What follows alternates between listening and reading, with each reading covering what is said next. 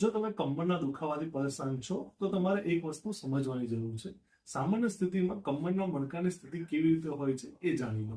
બે મણકા વચ્ચે ગાદીનું સ્ટ્રક્ચર આવેલું હોય છે. ગાદીના આજુબાજુમાંથી નસ પસાર થતી હોય છે.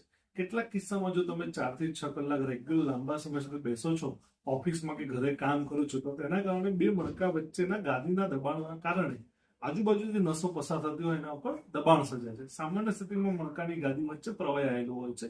એ પ્રવાહી લુબ્રિકેશન તરીકે કામ કરે છે અને સ્નાયુની સ્થિતિસ્થાપકતા અને લચકતામાં મદદ કરે છે. પરંતુ જો તમે લાંબો સમય બેઠા ને બેઠા રહો છો તો બે મણકા વચ્ચેની ગાદી પર દબાણ સર્જાય છે. અને દબાણ સર્જાયેલી ગાદી જે છે પાછળની નસ ઉપર દબાણ સર્જાય છે.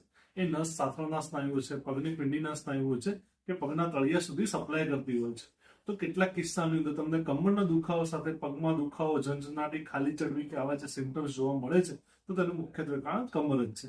જો આવી ઘટનાક્રમ